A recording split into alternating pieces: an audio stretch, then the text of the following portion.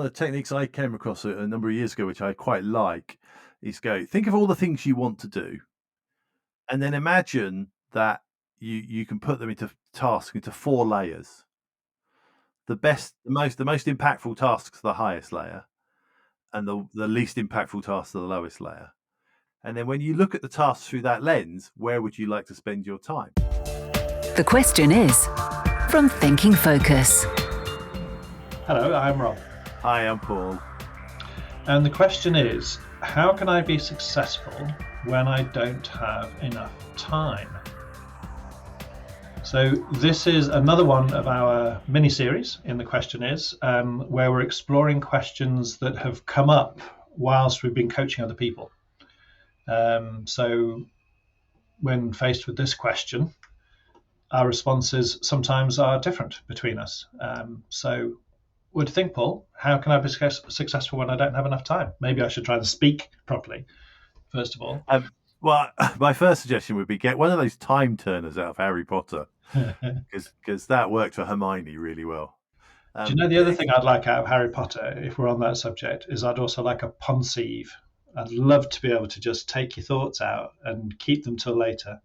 And of course, now we've lost 3/4 of the audience if they've never watched Harry Potter. Well, no, everybody. Maybe the starting point to all of this is nobody has enough time. Have you got enough time? I always kind of go, time is a fixed quantity. I can't give you more. You know, and I mean, there's probably somebody who's got a degree in physics listen to this going, no, it's not. Time doesn't work like that. But our understanding of time, our perception of time is, you get 7 days in a week, you get 24 hours in a day, you're paid for 8 of them. You probably work for more than the 8 you're paid for. Yeah. You probably need to sleep for some of them, hopefully 6 to 8, but maybe some days it won't be that much. You're probably going to need a little bit of it to do other activities like eating and going to the toilet. Yeah, those things are givens. And the idea that you can then go, but I need to change that somehow, is almost part of the problem, because you can't. No. The question isn't, how do I get more time? The question is, how do you best use the time you have? Correct. Yes, absolutely. Because we'll always tend to think of more to do than we have the time to do those things in. Yes, I think there's a thing here that I always kind of talk about. This idea I always have that it's a bit of a workplace con. All right. So let me explain this to you, because it's a bit weird, but I think you'll get it. All of us, when we start work, are taught a bunch of techniques based on a simple premise, which is we work for somebody who says, these are the things I would like you to do. Right. Your job is to work out how to do them by the time you go home. And success or failure is based on your ability to organize yourself to do the list that you are given. Is that fair? And I think when we enter the workplace, that's more or less very, very few people enter in the workplace into jobs that aren't organized like that. Absolutely. Well, and we conform to organizing ourselves around what that schedule is. Yeah. Along with that instruction that you illustrated, the other thing that gets told to you right from the outset is, and you're working 9 till 5, or you're working 8:30, 4:30, or you're doing this, or you're on this shift. Yeah. And they're what I call input focused work. Because you're focused on the inputs, the activities, do these things. Yeah. And I suspect if we went back 30, 40, 50 years, for most people, it would stay that way for the majority of their working career. Sure. But today, fairly early in your working career, probably in your second or third role, definitely by the time you're in your 30s, most of us have moved into what I'd call an output focused role, where your company isn't saying to you anymore, do these things. They're saying, end up here. Right. And you work out the list. Yes. Not only the list, but how long you need for the list. Yeah, and what's more important and what's less important. Yet all of the training you've had, all the skills you've developed are based on a defined list that can fit into time. Yes. And so you go, we've almost conned you. We've taught you a whole load of techniques. Then we've changed the rules, and everything we've taught you is now conspiring to screw you over because it can't possibly work. That's my little theory behind all of this. Well, and that's a very emotive theory, Paul, and it's quite interesting the language you're using and how you're getting animated about that. Yes, So it was their fault. They did this to me. let me, and you'll appreciate this because of your background, your interest, and your qualification. Let me replace the conned word with conditioning. Yes. So we've been conditioned to run to those rules. We've been conditioned to do tasks within a set period of time. I mean, we were conditioned from basically from birth. Schools work around a timetable of. Yeah, schools absolutely conspire with this. Schools completely train you to work in a way that is irrelevant to real life, modern life. Yeah, absolutely. So, first of all, let's get comfortable with the fact that, you are in the great majority. Nobody has enough time. That's not the way to look at it. It's looking at it with a far more rational view where you go, time is finite and it's how we use the time that is the thing that we can make some choices about. And I think the word choice is really important here. I know that in coaching, a few people recently, probably in the last sort of 6 months to a year, this complaint or observation, if you like, has been made about, oh, well, I've got so many things to do, so little time, and how can I be successful when I'm doing that? It's like, okay, what choices are you making with the time that you've got available? Yes. And it's almost like a stop-dead question in the middle of a coaching session. So what do you mean? What choice am I making? Well, realize it's a choice. Because you're working, you've got 7 days available to you. I've got 7 days available to me. We make some choices about how we use those 7 days and what we do. Absolutely, and I think one of the techniques I came across a number of years ago, which I quite like, is think of all the things you want to do, and then imagine that you can put them into tasks into 4 layers. The most impactful tasks are the highest layer, right? And the least impactful tasks are the lowest layer.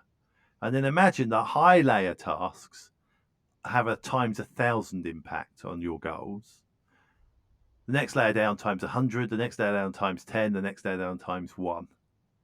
Right. And then when you look at the tasks through that lens, where would you like to spend your time? And everybody goes, I want to spend my time on the times 1,000 tasks.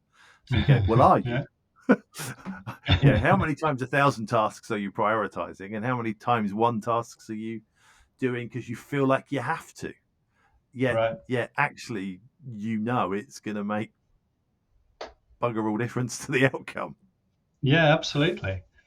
So, and you've just thrown a word in there which has come up quite frequently in sessions that I've had: priorities. Yes. So, a realization needs to be made about what your priorities are. And that's a really, your 4-layer approach is a great way of being able to sort of be very clinical about those priorities. But we need to have, whatever our methodology is, a very calm, cold, collected view on selecting what the priorities are, but also not setting them in stone, because we have to reprioritize as things change.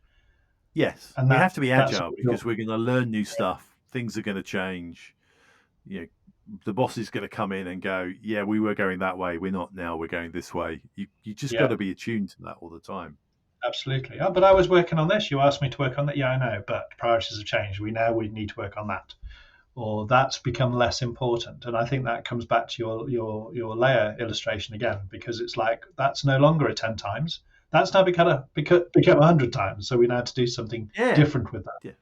Yeah. And I'm not saying there's anything wrong with doing a lower priority task. Sometimes, and I always say this to people when I'm coaching them, there are going to be a number of tasks that you do that are going to feel like, and I use these words really carefully, feel like a times 10 task, not a times 1,000 task. And you feel guilty about doing it. Mm-hmm. But actually, that task might be your recovery task. It might be the safe space that you need on a busy day for 30 minutes to go, there's some people who, just imagine you're the kind of person who doesn't really like talking to other people. Oh, you nailed it. And doesn't really like engaging with groups. Actually, that half an hour a day where you go and update the spreadsheet, even though that might not be the best value task for you, could be important for you in other ways. Right. But there's a big difference between it's 30 minutes a day and it's my chance to kind of think, recover, and get ready for the next big important thing. And no, I do it because I don't trust anybody else. And yeah, it takes me hours and I have to work late at night, but it's mine.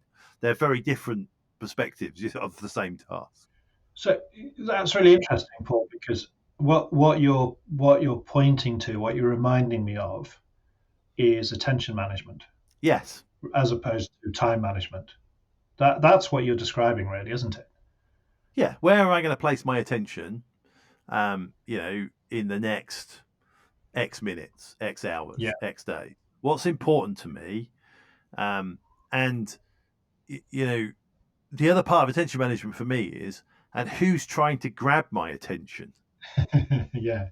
Because if I'm trying to manage my attention on, right, these are my 3 priorities, I'm going to focus on this. Yeah. What in my life is out there trying to grab my attention? And clearly there's some obvious things like the boss.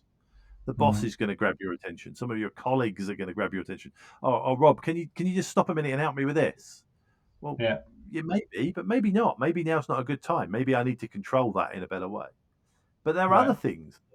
I'm just looking. I'm sitting at my desk right now. I'm looking at 2 things in front of me that are basically evil attention grabbers. Right. One's phone and the other's PC. Okay. Right, and constantly they're going, "Oh, you got Paul, you got an email, Paul, there's a text, oh, there's a message, oh, this thing's popped up from an app, you need to read it now."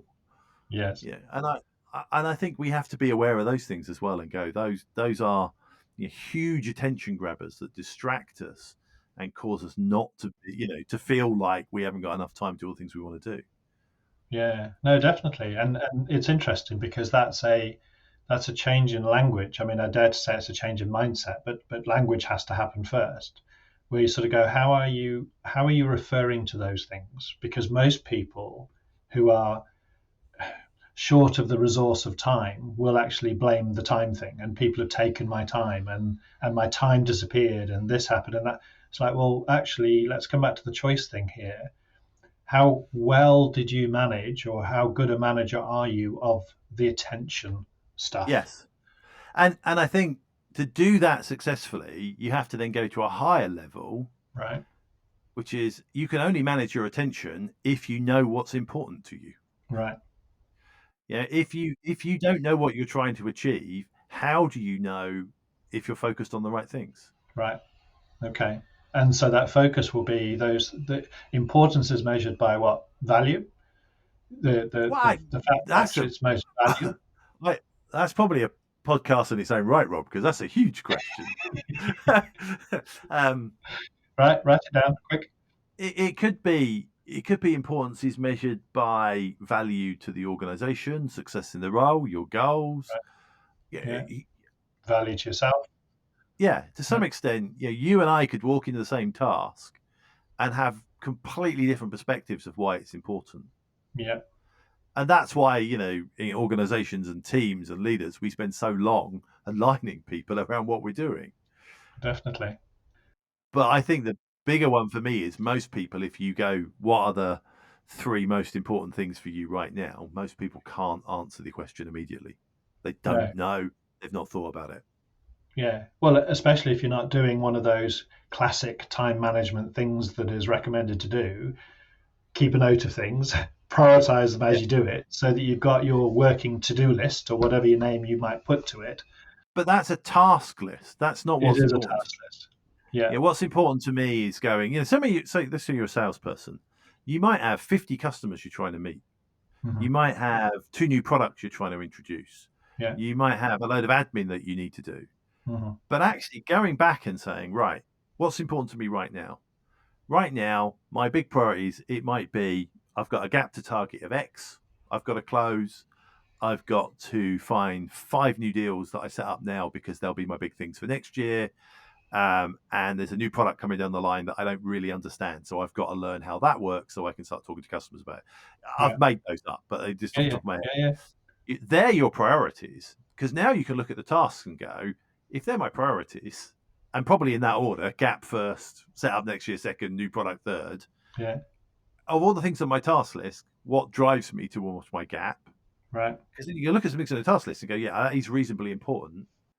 but I don't care because it doesn't meet any of my aspirations, my goals, my vision of the world. So I need to find somebody else to do that because it's not important.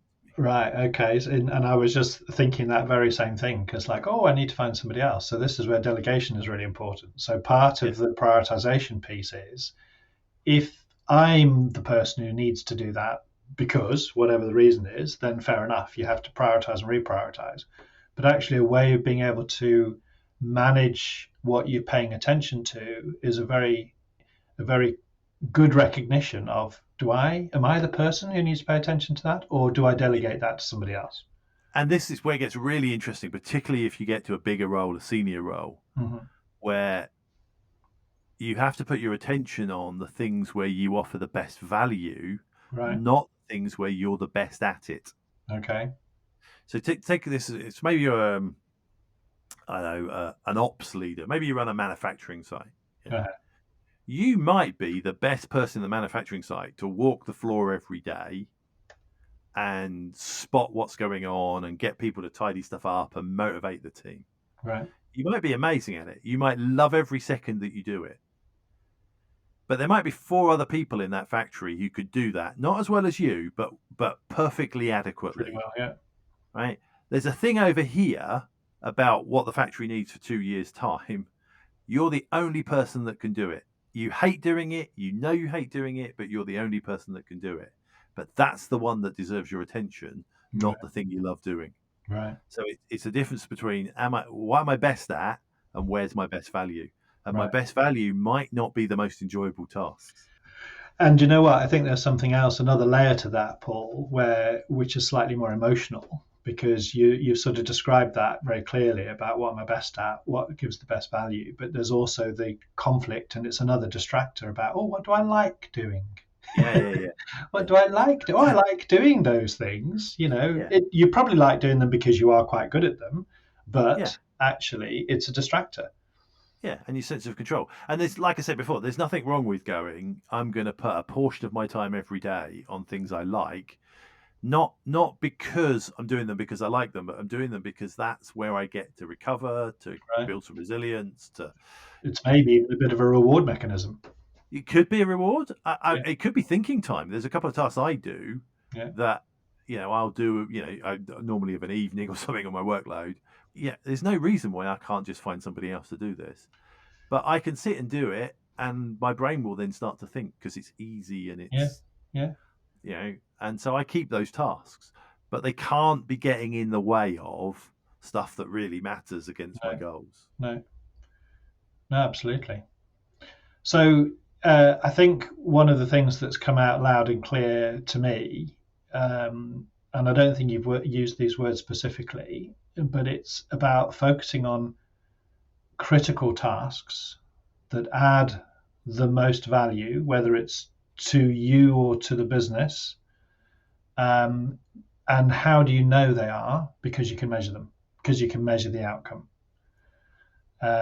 So, a little bit of guidance that we have given and will give, I'm sure, for time immemorial is know your priorities, know how to prioritize and reprioritize, delegate where possible, and focus on critical tasks with measurable outcomes.